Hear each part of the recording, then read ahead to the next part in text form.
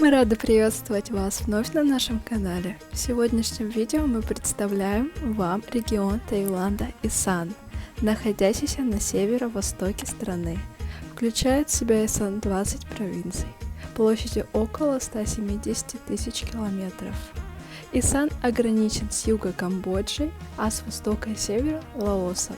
Ну что, в путь?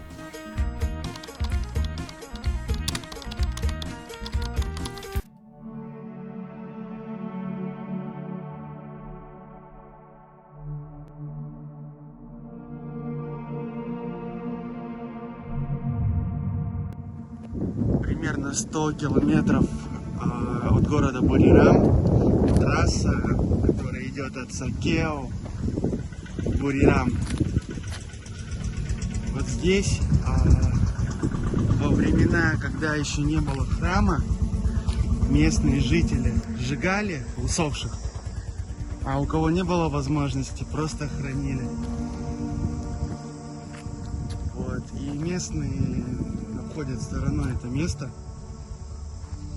А тетя моей девушке рассказывала историю, что когда-то ехала ночью на мотоцикле и увидела женщину, которая шла с фонариком, не с электрическим фонариком, а фонариком, в который вставляется свеча и поджигается. Она испугалась, поняла, что эта женщина не с этого времени, а когда повернулась направо и посмотрела в это место, увидела, что таких огней очень много. Вот мы сейчас на этом месте. Все перекопано. Когда приезжаешь в небольшие деревушки и спрашиваешь у местных, есть ли тут какие-нибудь интересные истории или страшные места, все сначала говорят, что нет. А когда садишься за стол, начинаешь разговаривать, всплывают какие-то интересные истории, интересные места. Это вот первое место, которое мы сегодня посетим. Второе место будет на озере. Там тоже очень интересные истории. Раньше здесь очень часто встречали привидений, но потом, когда появился храм, монахи сюда пришли и провели специальный ритуал, чтобы все привидения, все усопшие заново родились, заново получили жизнь, а некоторым не хотелось заново родиться, и говорят, что до сих пор здесь ночью можно встретить привидения. Когда кому-то из тайцев местных предлагаешь сюда приехать ночью, все показывают, над головой крутят, говорят: ты дурак, что ли? Вот такое место. Сейчас поедем в следующее место.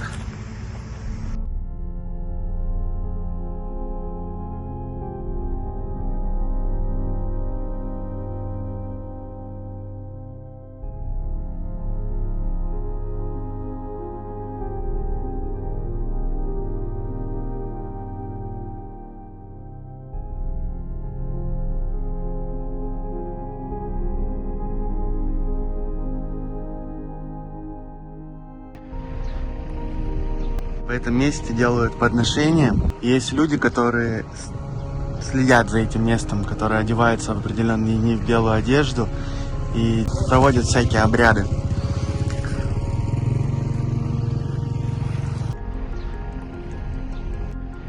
Вот это озеро сейчас, оно немножко подвысохло, но сказали, будут делать заново, заливать водой. Здесь в основном очень часто тонут дети. И есть местные жители здесь верят, что когда умирает один человек в этом озере, тонет, чтобы родиться заново, он должен умереть еще один человек. И есть женщина, которая смотрит за этим местом и одевается в белую одежду. В этом году ей приснился сон, что озеро заберет ребенка, девочку. И поэтому дети, которые живут здесь, должны быть аккуратны и обходить это место стороной. Можете наблюдать, что здесь никто не рыбачит, дети не играются, как в других местах.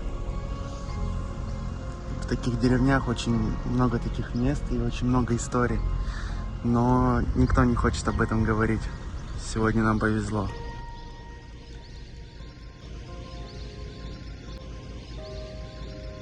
А теперь мы отправляемся в следующее. Обратите внимание на птиц. Сколько птиц над озером летает. Сейчас поедем в следующее место. Сейчас подъезжаем к дому одного родственника, кто здесь живет один. И у него спросим про вот это место.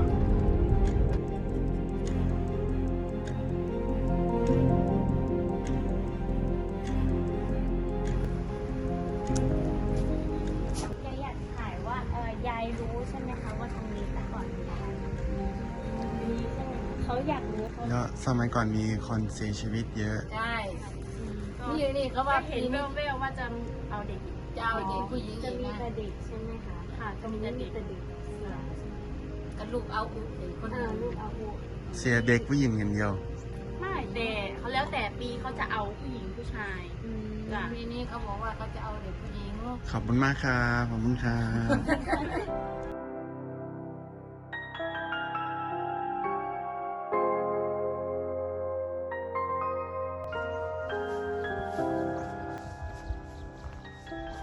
Обратите внимание на этот каньон. На самом деле это не каньон. Это вулкан. Когда местные жители нашли это место первый раз, они думали, что это было озеро. На самом деле здесь вулкан, который уже не работает. И здесь самые высокие камни в Таиланде, которые остались от вулкана. Такое место.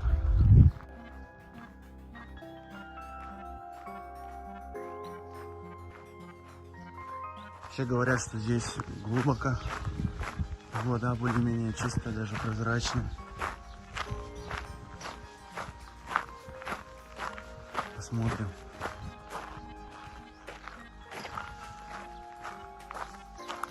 Да, вода хорошая.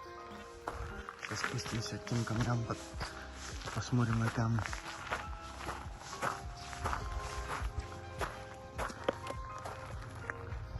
Аккуратно по ненадежной лестнице.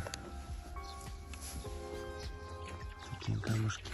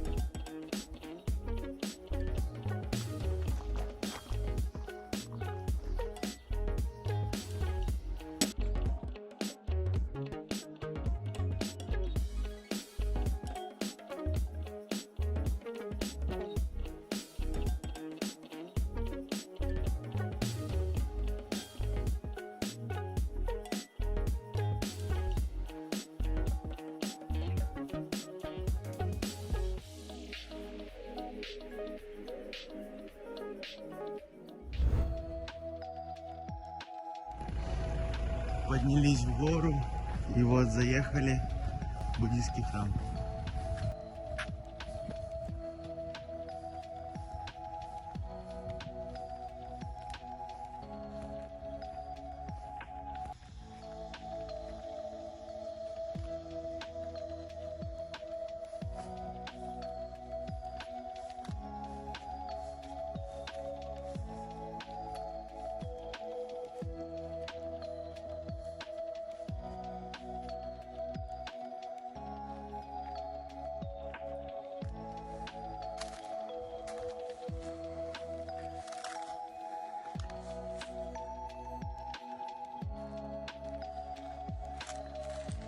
Вот куда мы пришли.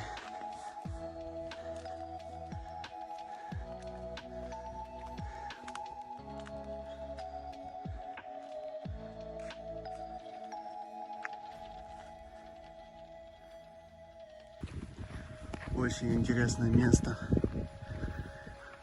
Храм еще пока не достроен. В деревнях, в небольших городах деньги трудно собираются на храмы, поэтому и строятся долго. Посмотрите.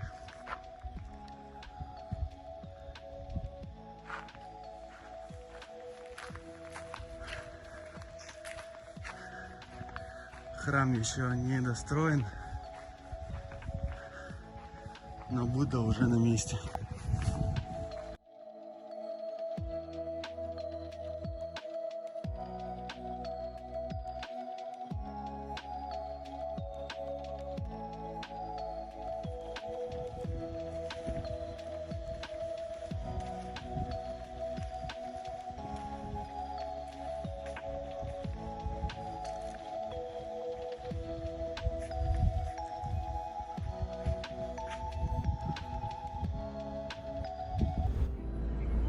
Вот такой настоящий тайский дом.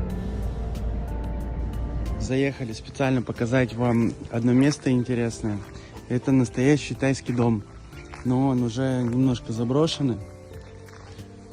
Вот так выглядит дом. Всегда жили все на втором этаже.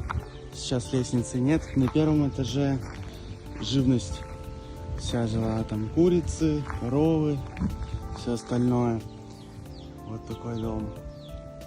А в таком доме, в этом доме, именно в этом доме жило 9 человек. Большая семья. Раньше семьи были очень большие. Для тех времен 9 человек это была маленькая семья. Возле каждого дома есть вот такой сосуд. Обычно их несколько. Это сосуд, который собирает дождевую воду.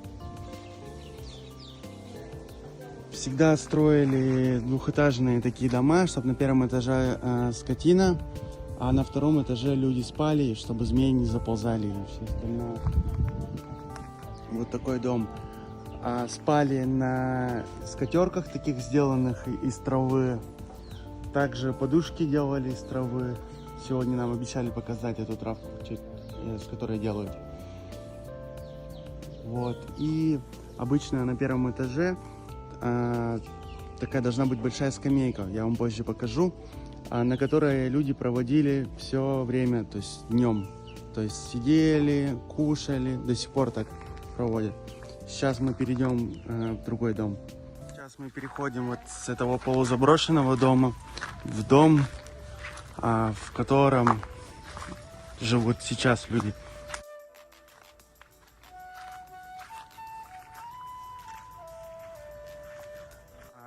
Это такое помещение небольшое, где у местных жителей хранится рис.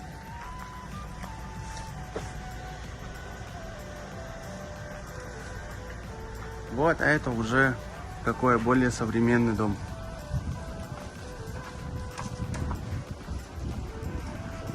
Вот, обратите внимание, вот скамейку, про которую я говорил, которую люди проводят все время.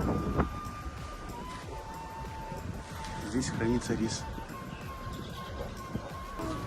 Арбузики продают большой за 20 бат,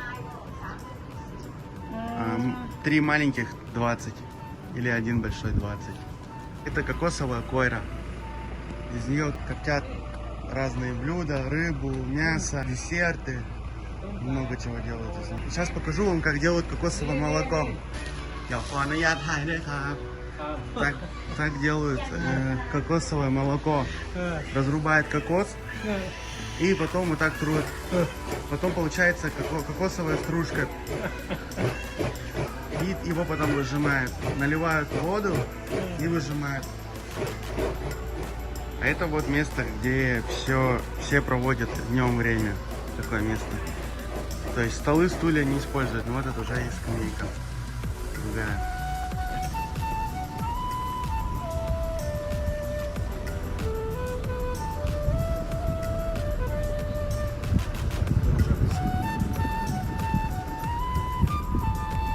Вот такой у нас ранний ужин. Это лапша. Добавили много перца, разная зелень. такие овощи. Это жареное тесто. Это свинина с добавлением муки. Сделали сами соус. Сделали соус, добавляется рыбный соус, добавляется сухой перец, лимон. Все, получается. И сахар. Это тоже еще один суп. А это свиные шарики и вот свинина. Вот. И немножко пива. Вот такой у нас ранний ужин.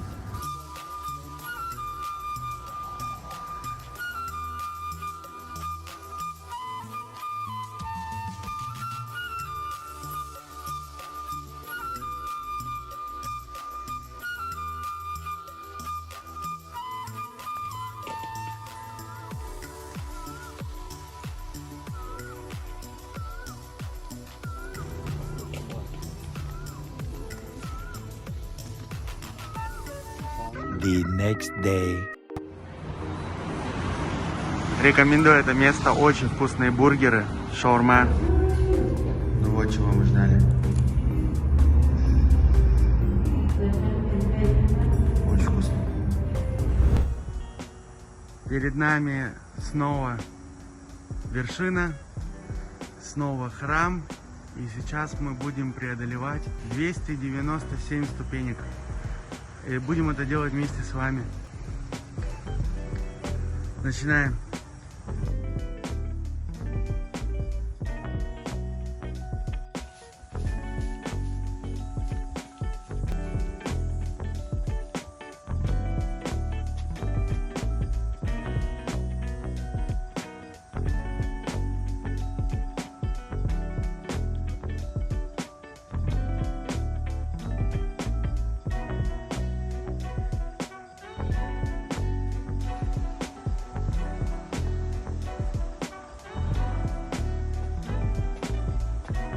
Это я так шучу.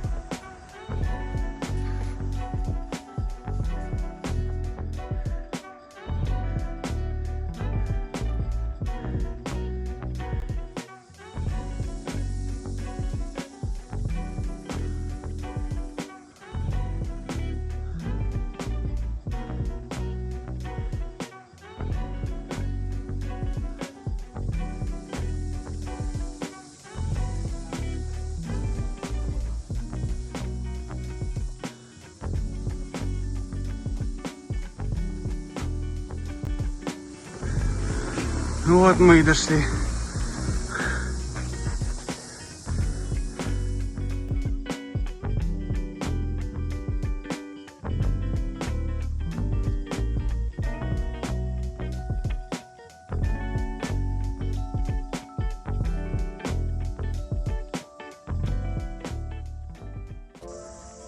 Продолжение о храме.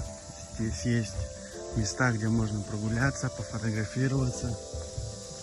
Сейчас мы пройдем к мосту, где все фотографируются.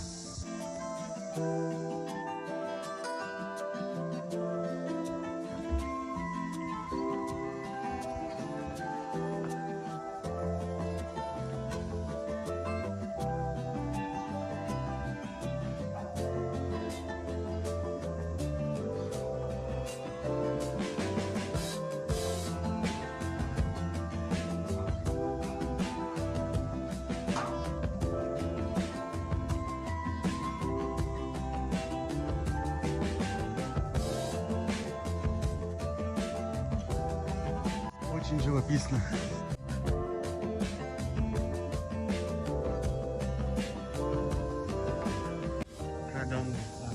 Это бывший вулкан, кратер такой небольшой.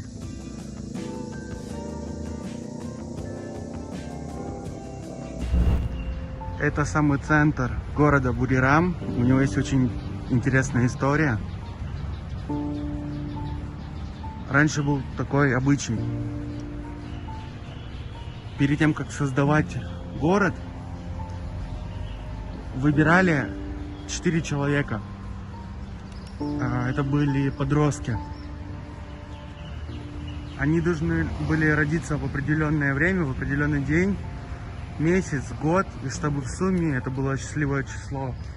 У них должно быть было имя, которое обязательно что-то обозначает хорошее. И также их выбирали по внешнему виду. Черты лица должны быть правильные, они должны быть красивые, воспитанные. Выбирали 4 человека, выкапывались ямы, бросали туда первого человека и сразу же забивался в столб.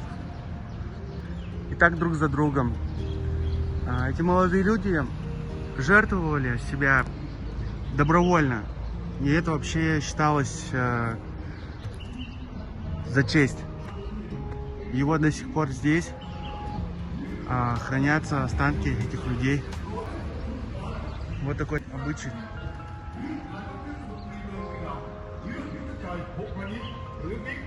Как он выглядит. Все города, которые создавались раньше, такие как Бурирам, Бангкок, Аютая, крупные, которым уже много лет, у всех есть такой обычай. Сниму поближе.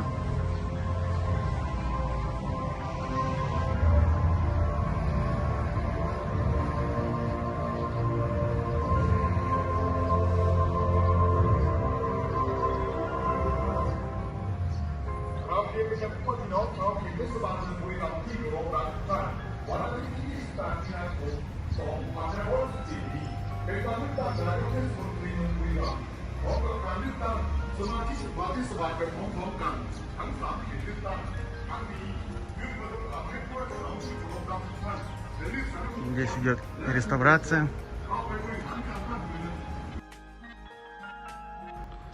Обратите внимание на эти столбы. Здесь 4 столба. Слева один, справа один. Вот один большой и сверху. Вот это, и именно эти столбы, про которые я рассказывал, которые забиваются. Здесь очень такое энергетическое место, сильное. Все это выглядит.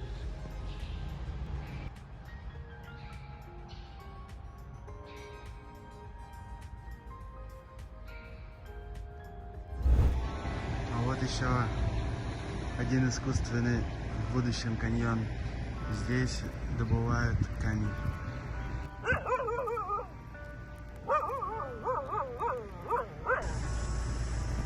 Вот еще одна такая интересная локация.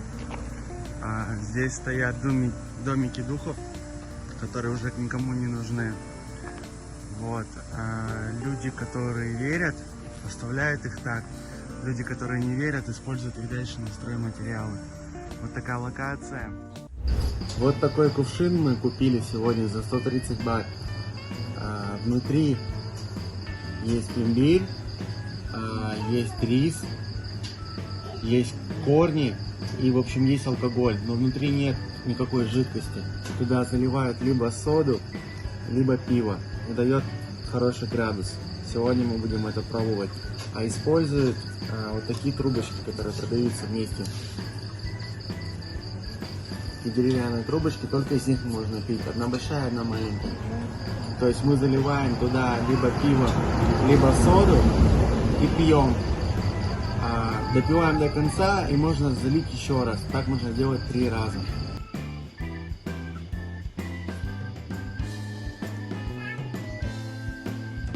В итоге залили туда пиво. Пиво не чувствуется, нет газа, а на вкус сладко и чувствуются травы тайские. Очень вкусно, но, думаю, опьянение даст скоро о себе знать. Но вообще, я думаю, нормально, стоит попробовать.